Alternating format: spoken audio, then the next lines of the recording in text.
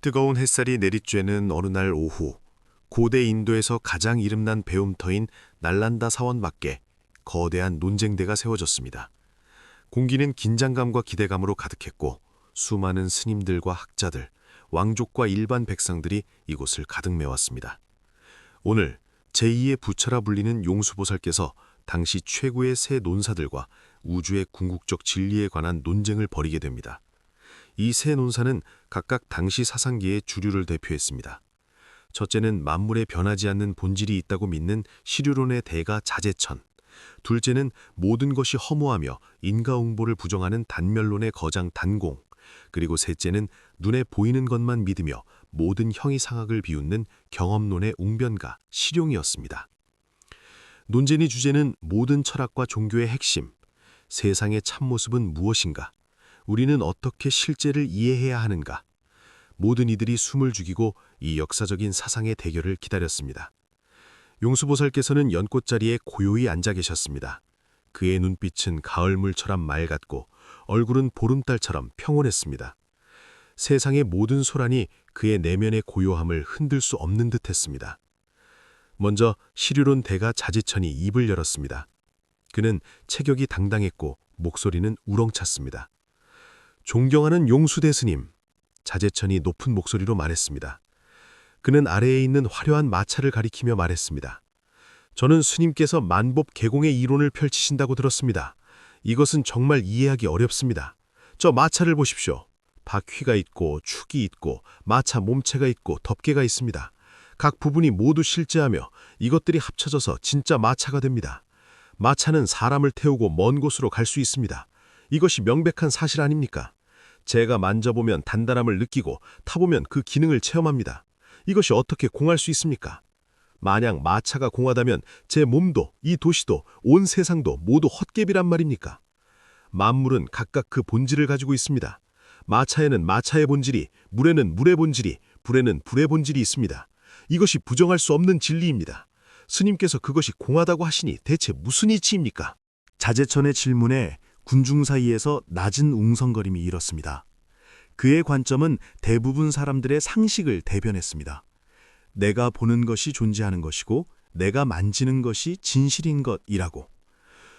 용수보살께서는 미소를 지으시며 자제천과 그 마차를 온화한 눈빛으로 바라보셨습니다.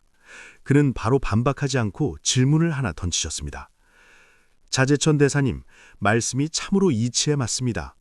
저 마차는 분명 우리 눈앞에서 제 기능을 하고 있습니다. 하지만 한 가지 여쭙겠습니다. 대사님께서 말씀하시는 그 마차는 정확히 어디에 있습니까? 자제천은 잠시 멈칫하더니 마차를 가리키며 말했습니다. 저기 있지 않습니까?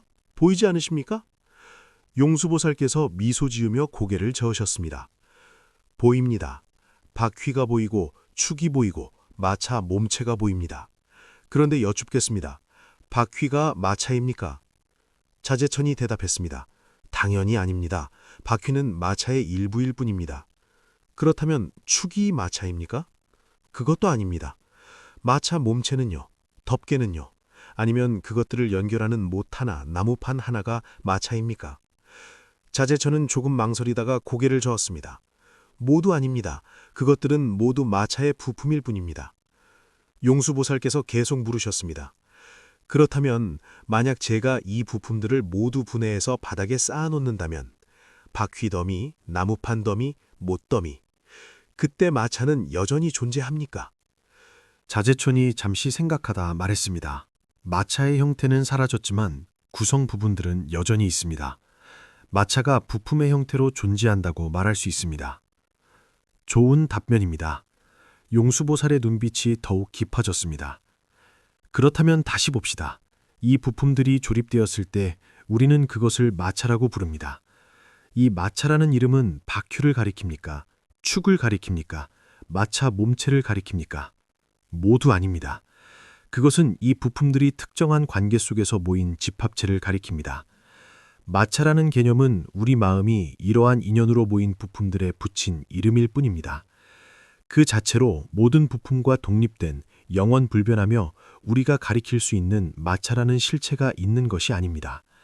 이것이 바로 대사님께서 말씀하시는 본질입니다. 용수보살께서 잠시 멈추시고 목소리를 부드럽고 명확하게 하셨습니다. 우리가 그 이른바 마차의 본질을 찾아봅시다. 부품 안에서 찾을 수 없고 부품을 떠나서도 찾을 수 없습니다. 부품들의 총합도 아닙니다. 왜냐하면 부품 더미를 마차라고 부르지 않으니까요. 또한 마차에 깃든 신비한 영혼도 아닙니다. 그래서 우리는 마차가 공하다고 말합니다. 이것은 마차가 존재하지 않는다거나 기능이 없다는 뜻이 아닙니다. 오히려 정반대입니다. 우리는 마차가 존재하는 참된 방식을 설명하는 것입니다. 마차의 존재는 여러 조건들이 모여서 의지하고 있습니다. 여러 조건에 의지하기 때문에 고정불변하고 독립적인 본체가 없습니다. 이렇게 독립적 본질이 없는 상태를 우리는 공성이라고 부릅니다. 용수보살께서 넓은 군중을 향해 시선을 돌리셨습니다. 여러분, 마차뿐만이 아닙니다. 우리 앞에 이 논쟁대도 나무와 못과 목수의 솜씨 등 수많은 인연이 모여 이루어졌기에 그 본질은 공합니다. 우리 각자의 몸도 살과 근육과 뼈와 피, 그리고 우리가 들이마시는 공기, 마시는 물, 먹는 음식 등 무수한 인연이 모여 이루어졌기에 몸의 본질도 공합니다. 심지어 우리 마음에 떠오르는 모든 생각, 기쁨, 슬픔, 분노도 외부 대상을 접촉하고 과거의 습관이 더해져 인연으로 생겨나기에 생각의 본질도 공합니다. 공하기 때문에 만물이 생멸하고 변화할 수 있습니다. 만약 마차의 고정불변에 마차 본질이 있다면 그것은 영원히 마차여야 하고 만들어질 수도 없고 부서지거나 썩을 수도 없어야 합니다. 씨앗에 고정불변의 씨앗 본질이 있다면 영원히 싹을 틔울 수 없고 자라서 큰 나무가 될 수 없습니다. 바로 만물이 고유하고 불변하는 본질이 없고 공하기 때문에 여러 인연 조건 속에서 천변만화의 모습을 드러낼 수 있는 것입니다. 자제천 대사님, 대사님께서 말씀하시는 신류는 사실 경직되고 고정된 생명에 흐르는 실상을 거스르는 견해입니다. 제가 말하는 공은 바로 이 생기 넘치고 변화무쌍한 우주 실상에 대한 정확한 묘사입니다. 공은 현상을 부정하는 것이 아니라 현상이 성립할 수 있는 토대입니다. 이것이 바로 연기성 공의 이치입니다. 자제천은 입을 다물지 못했습니다. 그가 자랑스러워하던 신류 이론이 용수보살의 층층이 깊은 분석 아래 모래성처럼 순식간에 무너졌습니다. 그는 반박하려 했지만 자신의 모든 입장이 검증되지 않은 가정, 사물이 본질을 가진다는 전제 위에 세워져 있음을 깨달았습니다. 이제 그 전제가 흔들리자 전체 논리 건물도 함께 무너졌습니다. 그는 힘없이 앉으며 깊은 생각에 잠겼습니다. 바로 그때 줄곧 냉소하며 지켜보던 단멸론자 단공이 일어섰습니다. 그의 얼굴은 말랐고 눈빛에는 세상을 꿰뚫어 본 듯한 허무감이 담겨 있었습니다. 용수대 스님, 정말 훌륭한 말씀입니다. 단공의 목소리에는 비꼬는 듯한 어조가 섞여 있었습니다. 스님께서는 만물의 실체가 없고 모든 것이 공하다는 것을 성공적으로 증명하셨습니다. 이것이 바로 제 관점을 입증하는 것 아닙니까? 마차가 공하고 몸이 공하고 세상이 공하다면 이른바 선악과 인과와 윤회도 모두 공한 것 아닙니까? 우리가 선을 행하는 것은 공한 자아를 위해 공한 복을 쌓아서 공한 윤회 습에서 공한 좋은 곳으로 가는 것입니다. 악을 저지르는 것도 공한 몸으로 공한 행위를 해서 공한 악과를 받는 것입니다. 모든 것의 본질이 공무라면 우리는 왜 도덕과 계율에 집착하고 고되게 수행해야 합니까? 차라리 마음대로 현재의 감각적 쾌락을 즐기는 게 낫지 않습니까? 어차피 결국 모든 것은 허무로 돌아가는데요. 스님의 공이 곧 저의 무입니다. 스님께서는 단지 더 복잡한 언어로 제가 하고 싶은 말을 하신 것뿐입니다. 모든 것은 무의미합니다. 단공의 말은 매우 선동적이었습니다. 군중 속 일부 편향된 사고를 가진 젊은이들의 눈에 흥분의 빛이 떠올랐습니다. 만약 모든 것이 허무라면 그것은 얼마나 자유로운 일입니까? 용수보살의 표정이 처음으로 엄숙해졌습니다. 그는 단공을 바라보며 마치 그의 허무주의 갑옷을 꿰뚫으려는 듯한 눈빛을 보냈습니다. 단공 대사님, 대사님께서는 자제천 대사님보다 더 위험한 잘못을 범하고 계십니다. 용수보살의 목소리는 무겁고 날카로웠습니다. 대사님께서는 공성을 단멸공으로, 즉 아무것도 없는 텅 빈 공으로 오해하고 계십니다. 이것은 부처님 가르침에 대한 가장 심각한 왜곡입니다. 마치 양약을 독약으로 여기는 것과 같습니다. 명확히 들으십시오. 제가 공하다고 말하는 것은 사물의 본질이 없다는 것, 즉 본질이 공하다는 것이지 사물이 임시로 있는 현상과 작용조차 없다는 뜻이 아닙니다. 다시 말씀드립니다. 공은 무가 아닙니다. 거울 속에 비친 모습을 생각해 보십시오. 우리는 그것이 공하다고 말합니다. 왜냐하면 실체가 없기 때문입니다. 거울에서 그것을 꺼낼 수 없습니다. 하지만 거울에 모습이 없다고 말할 수 있습니까? 모습은 분명 거기에 있고 선명하게 보입니다. 색깔도 있고 형태도 있으며 당신의 지금 모습을 반영합니다. 이 모습은 연기하는 존재입니다. 거울과 빛과 당신이라는 세 조건의 의지에서 나타납니다. 마찬가지로 세상 만법도 그러합니다. 그것들은 거울 속 모습처럼 영원 불변한 실체는 없지만 그 현상과 작용과 서로 간의 인과관계는 진실로 허망하지 않습니다. 제가 당신을 한 대 때리면 당신이 느끼는 아픔이 무입니까? 당신이 사과씨를 심으면 햇빛과 비, 이슬의 자양분을 받아 결국 사과가 열리는데 이 과정과 결과가 무입니까? 바로 만법이 연기성 공하기 때문에 인과율이 조금도 어긋남 없이 작동할 씨 있는 것입니다. 용수보살께서 어조를 강하게 하셨습니다. 만약 모든 것이 대사님께서 말씀하시는 그런 단멸공이라면 씨 뿌려도 수확이 없고 선을 행해도 선보가 없고 악을 저질러도 악과가 없을 것입니다. 우주의 모든 질서가 무너질 것입니다. 이것은 우리가 관찰하는 사실에 맞지 않을 뿐 아니라 극히 해로운 그릇된 견해입니다. 이것은 사람들로 하여금 모든 향상의 노력을 포기하고 방종과 절망의 심연에 빠지게 합니다. 공성이라는 약은 실유에 대한 집착이라는 병을 치료하는 데 쓰는 것입니다. 우리 범부들은 연기성 공의 이치를 이해하지 못하기 때문에 잘못해서 온갖 사물에 견고하고 우리가 붙잡고 집착할 만한 나나 나의 것이 있다고 여깁니다. 이 허망한 나와 내 것의 허망한 본질을 똑똑히 보고 집착을 내려놓아 마음의 자유와 해탈을 얻는 것입니다. 대사님께서 모든 것을 부정하고 책임을 회피하는 핑계로 삼으라는 것이 아닙니다. 단공대사님, 보십시오. 용수보살께서 손바닥을 펼치셨습니다. 제 손바닥은 공합니다.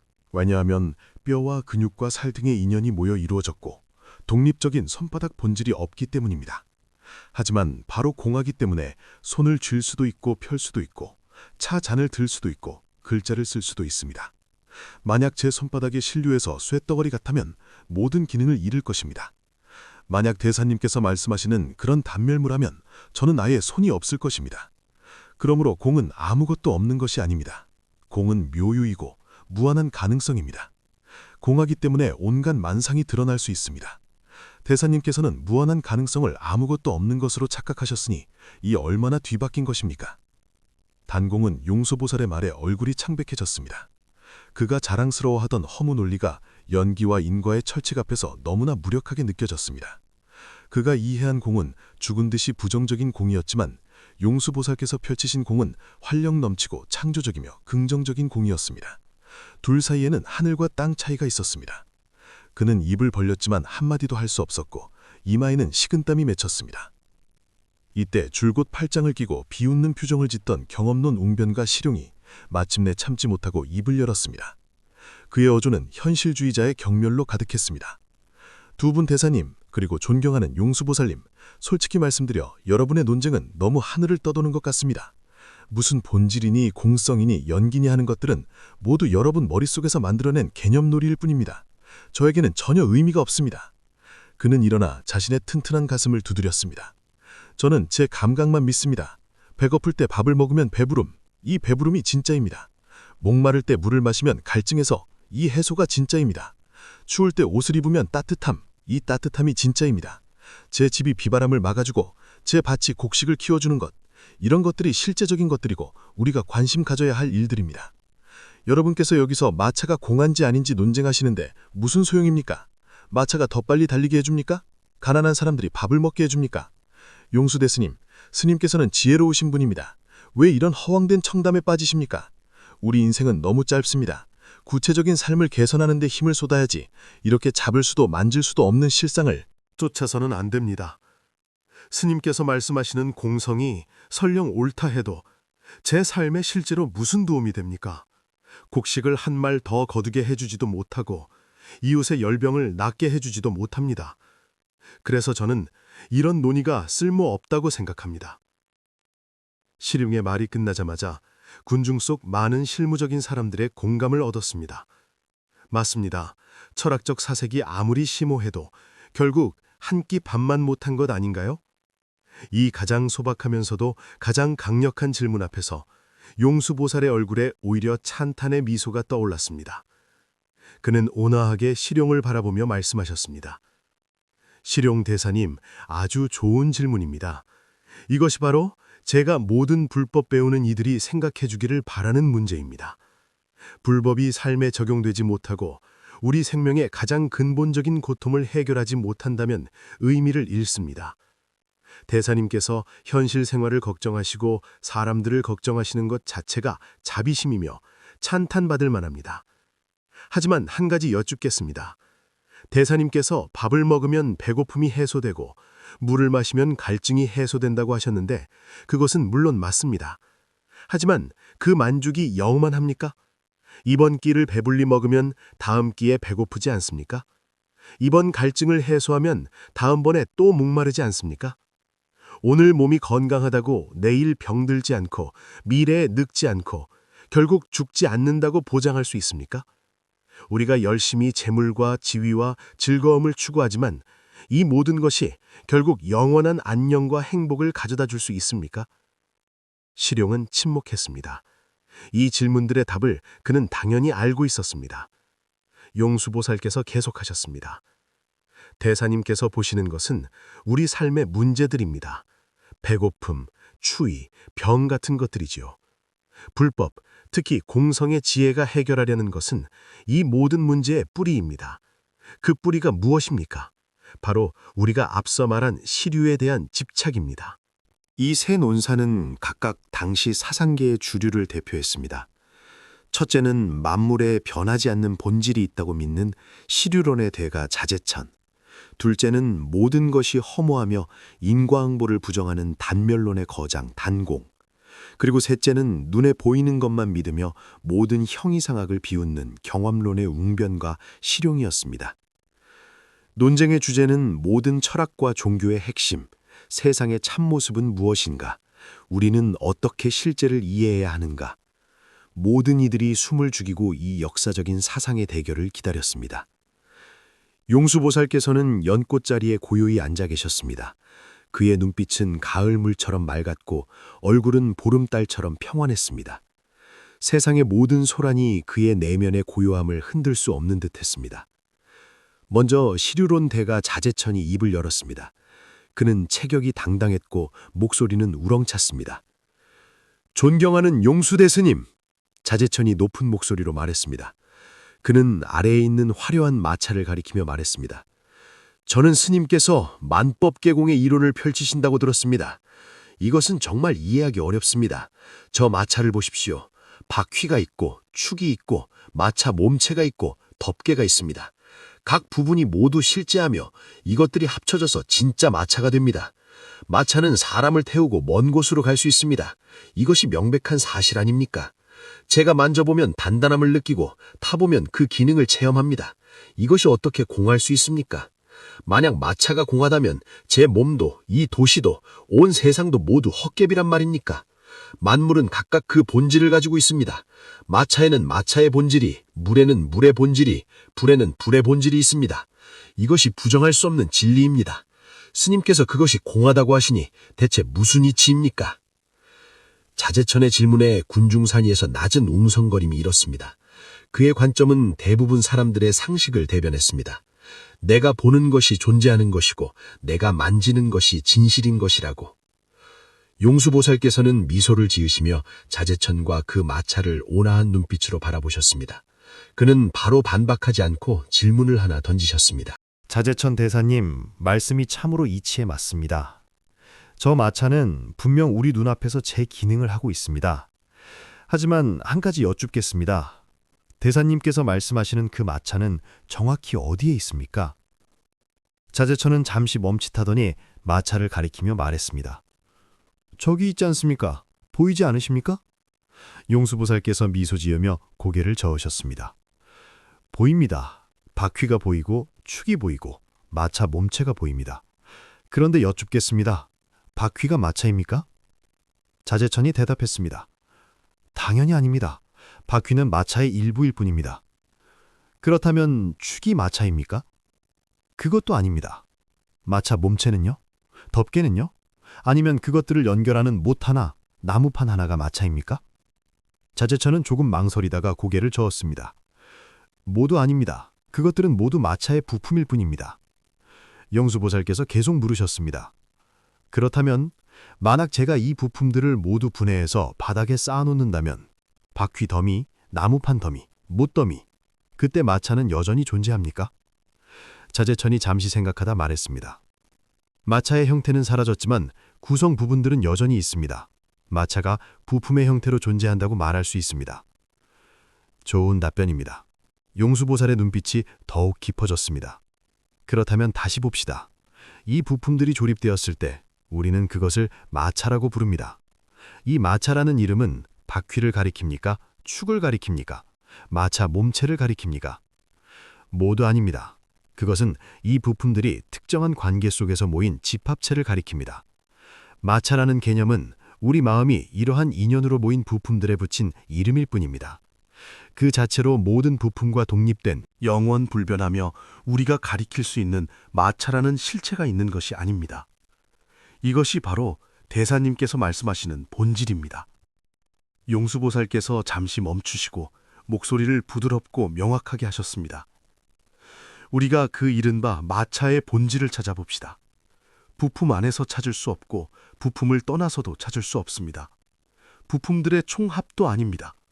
왜냐하면 부품 더미를 마차라고 부르지 않으니까요. 또한 마차에 깃든 신비한 영혼도 아닙니다.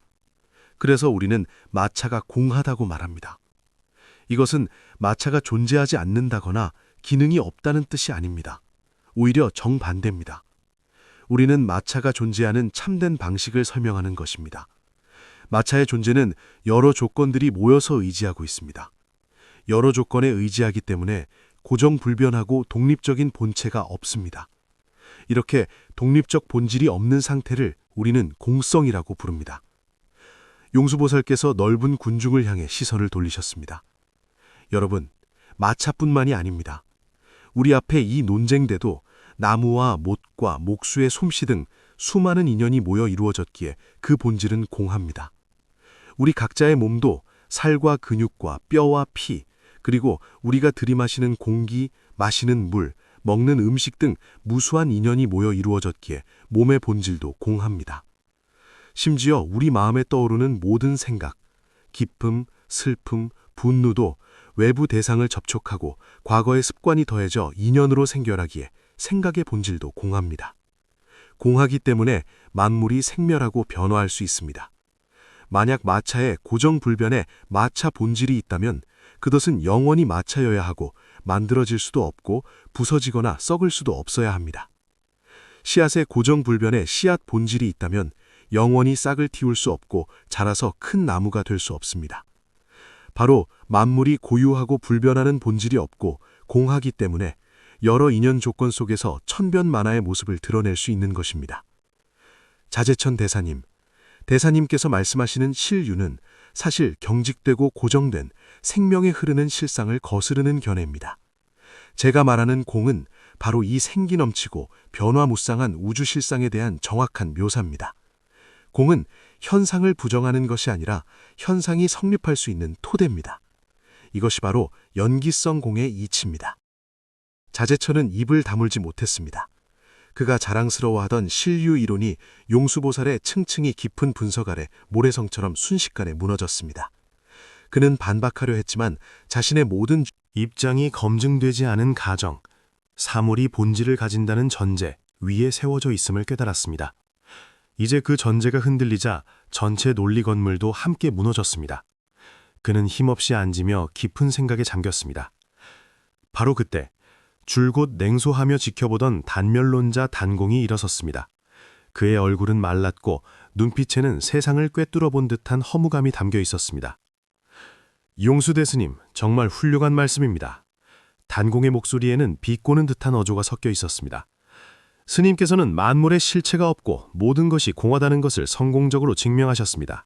이것이 바로 제 관점을 입증하는 것 아닙니까? 마차가 공하고 몸이 공하고 세상이 공하다면 이른바 선악과 인과와 윤회도 모두 공한 것 아닙니까? 우리가 선을 행하는 것은 공한 자아를 위해 공한 복을 쌓아서 공한 윤회 속에서 공한 좋은 곳으로 가는 것입니다. 악을 저지르는 것도 공한 몸으로 공한 행위를 해서 공한 악과를 받는 것입니다. 모든 것의 본질이 공무라면 우리는 왜 도덕과 계율에 집착하고 고되게 수행해야 합니까? 차라리 마음대로 현재의 감각적 쾌락을 즐기는 게 낫지 않습니까? 어차피 결국 모든 것은 허무로 돌아가는데요. 스님의 공이 곧 저의 무입니다. 스님께서는 단지 더 복잡한 언어로 제가 하고 싶은 말을 하신 것뿐입니다. 모든 것은 무의미합니다. 단공의 말은 매우 선동적이었습니다. 군중 속 일부 편향된 사고를 가진 젊은이들의 눈에 흥분의 빛이 떠올랐습니다. 만약 모든 것이 허무라면 그것은 얼마나 자유로운 일입니까? 용수보살의 표정이 처음으로 엄숙해졌습니다. 그는 단공을 바라보며 마치 그의 허무주의 갑옷을 꿰뚫으려는 듯한 눈빛을 보냈습니다. 단공 대사님, 대사님께서는 자제천 대사님보다 더 위험한 잘못을 범하고 계십니다. 용수보살의 목소리는 무겁고 날카로웠습니다. 대사님께서는 공성을 단멸공으로, 즉 아무것도 없는 텅 빈 공으로 오해하고 계십니다. 이것은 부처님 가르침에 대한 가장 심각한 왜곡입니다. 마치 양약을 독약으로 여기는 것과 같습니다. 명확히 들으십시오. 제가 공하다고 말하는 것은 사물의 본질이 없다는 것, 즉 본질이 공하다는 것이지 사물이 임시로 있는 현상과 작용조차 없다는 뜻이 아닙니다. 다시 말씀드립니다. 공은 무가 아닙니다. 거울 속에 비친 모습을 생각해 보십시오. 우리는 그것이 공하다고 말합니다. 왜냐하면 실체가 없기 때문입니다. 거울에서 그것을 꺼낼 수 없습니다. 하지만 거울에 모습이 없다고 말할 수 있습니까? 모습은 분명 거기에 있고 선명하게 보입니다. 색깔도 있고 형태도 있으며 당신의 지금 모습을 반영합니다. 이 모습은 연기하는 존재입니다. 거울과 빛과 당신이라는 세 조건의 의지에서 나타납니다. 마찬가지로 세상 만법도 그러합니다. 그것들은 거울 속 모습처럼 영원불변한 실체는 없지만 그 현상과 작용과 서로 간의 인과관계는 진실로 허망하지 않습니다. 제가 당신을 한 대 때리면 당신이 느끼는 아픔이 무입니까?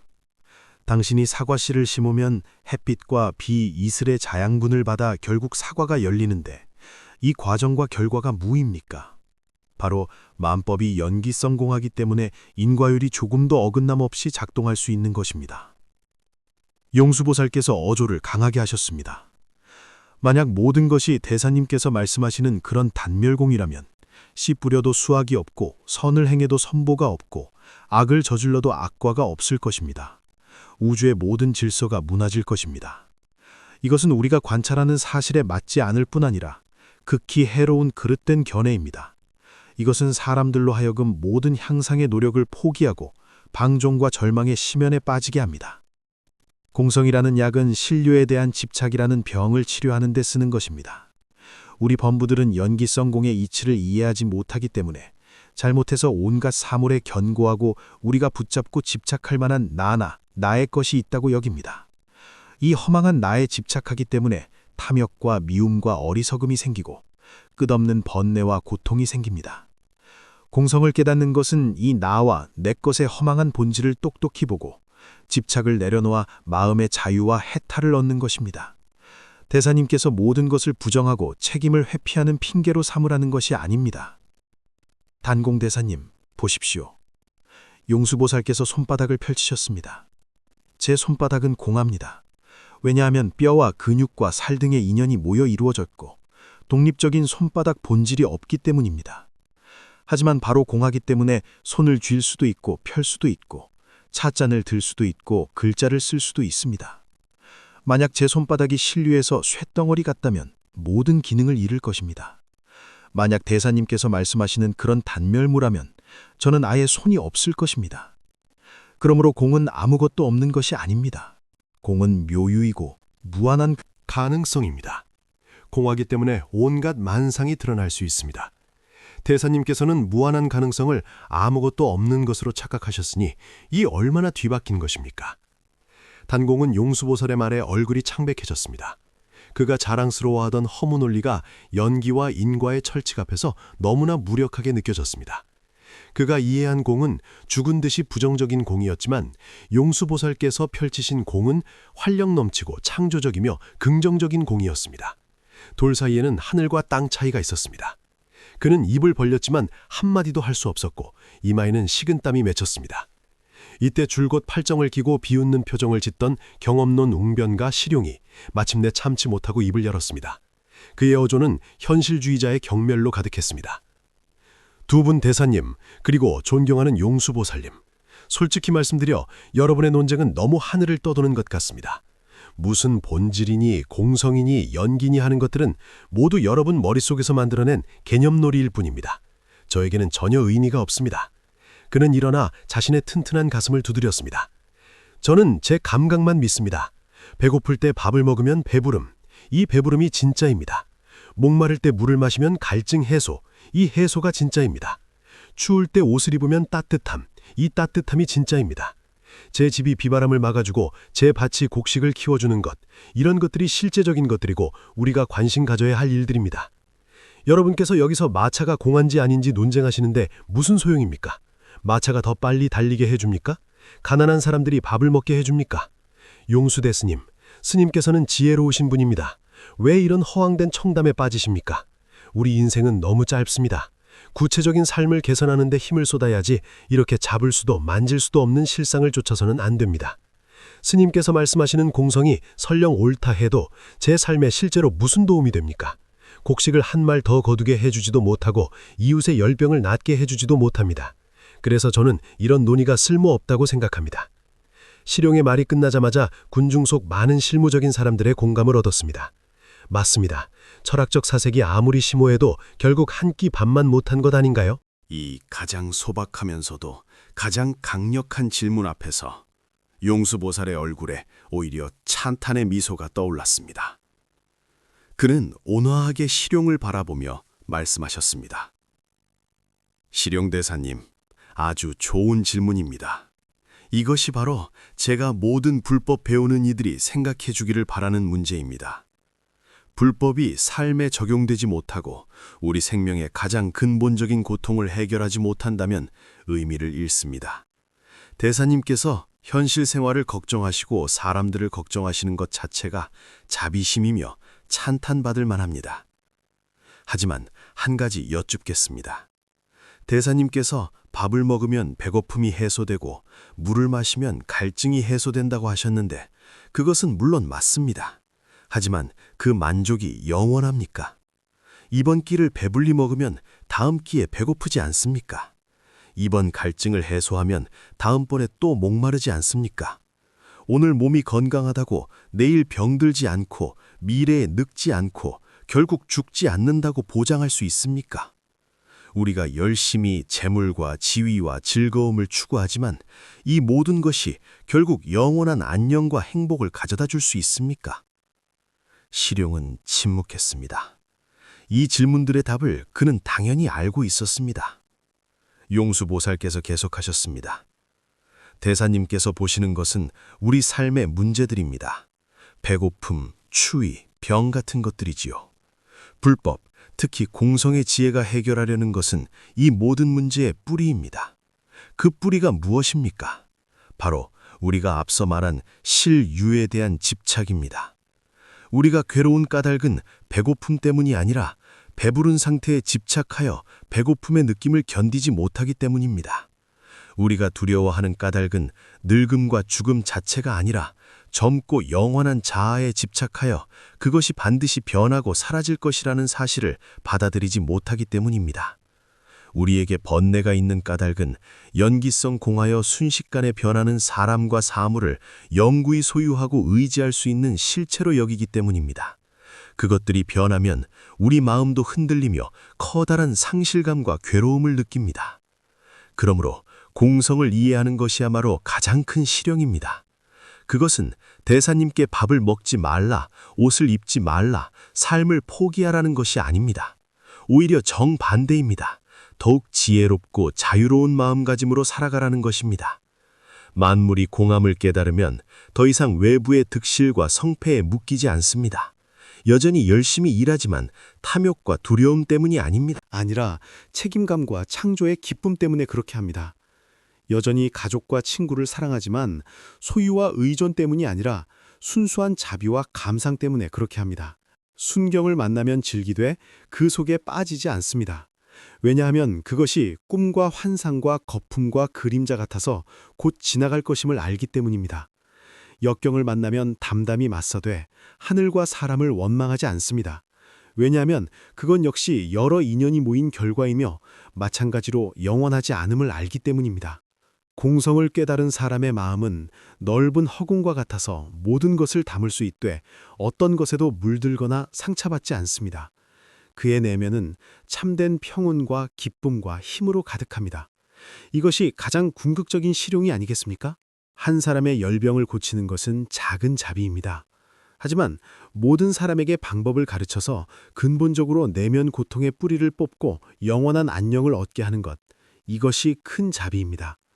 공성의 지혜야말로 이 큰 자비를 실현하는 더 없는 법문입니다. 용수보상의 목소리가 광장 전체에 울려 퍼졌고 그 소리는 멀리까지 퍼져나갔습니다. 시룡은 그 자리에 멍하니 서 있었습니다. 그는 처음으로 자신이 말하던 시룡이 겉으로 드러난 문제들만 해결하는 것에 불과했음을, 마치 나뭇가지만 다듬는 것과 같았음을 깨달았습니다. 반면 용수보살께서 말씀하시는 공성은 흙과 뿌리를 바로잡아 생명의 나무 전체가 건강하게 자라게 하는 것이었습니다. 그가 추구한 것은 짧고 조건적인 안락이었고 용수보살께서 펼치신 것은 궁극적이고 무조건적인 해탈이었습니다.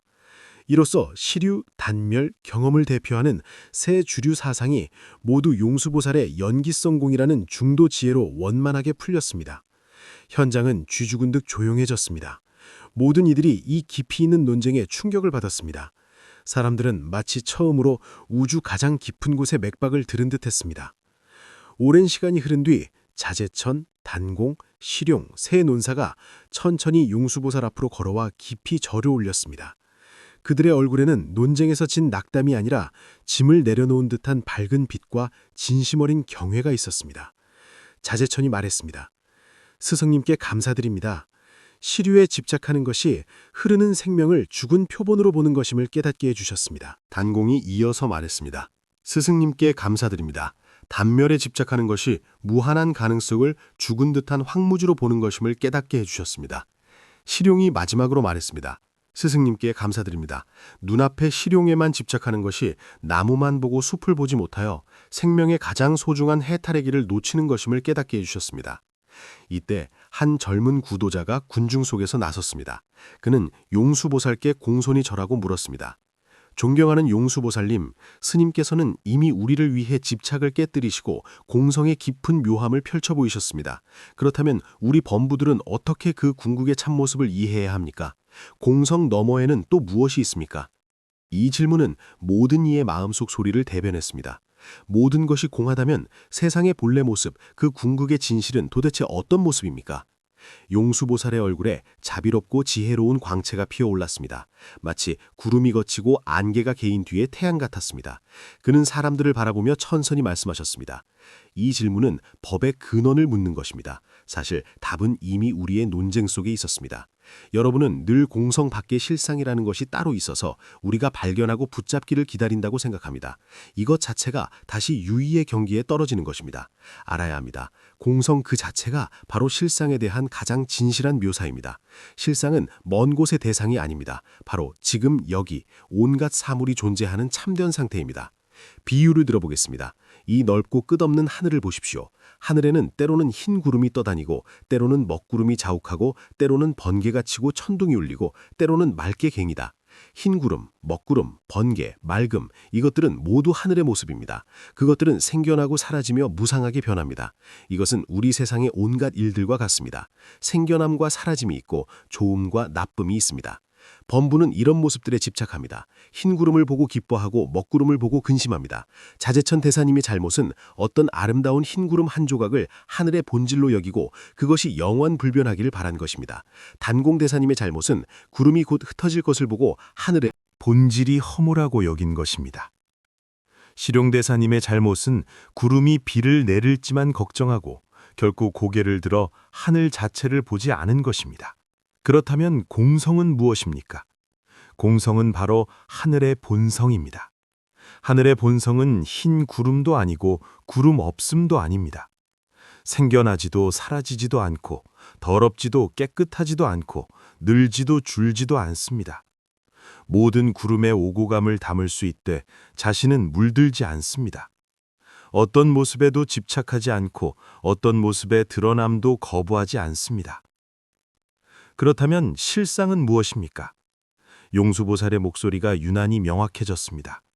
실상은 바로 연기 성공 그 자체입니다. 텅 빈 것도 아니고 실제하는 어떤 것도 아닙니다. 실상은 연기와 성공이 둘이 아닌 것이고 물결과 바다가 둘이 아닌 것입니다. 물결은 결코 바다를 떠난 적이 없고 바다의 생명력은 바로 수많은 물결의 일렁임을 통해 드러납니다. 물결을 떠나 이른바 진짜 바다를 찾을 수 없고 물결이 바다의 전부라고도 할 수 없습니다. 그러므로 궁극의 실상은 말로 묘사할 수 없고 생각으로 붙잡을 수 없습니다. 왜냐하면 우리의 모든 이원적 대립 개념을 초월하기 때문입니다. 있음과 없음, 생김과 사라짐, 옴과 감, 같음과 다름. 그것을 정의하려는 모든 말은 한쪽으로 치우칩니다. 부처님께서는 그것을 중도라 부르셨고 진여 또는 법성이라고도 하셨습니다. 어떻게 이 실상을 증득합니까? 사색으로가 아니라 말을 떠난 깨달음의 직접 체험으로입니다. 수행을 통해 마음속의 망상과 분별과 집착을 완전히 꺼버렸을 때, 더 이상 나라는 필터로 세상을 왜곡하지 않을 때, 그 순간 당신의 마음은 맑고 고요한 호수처럼 되어 온 세상의 본래 모습을 온전하고 있는 그대로 비춥니다. 그때 당신이 보는 산은 여전히 산이고 물은 여전히 물입니다.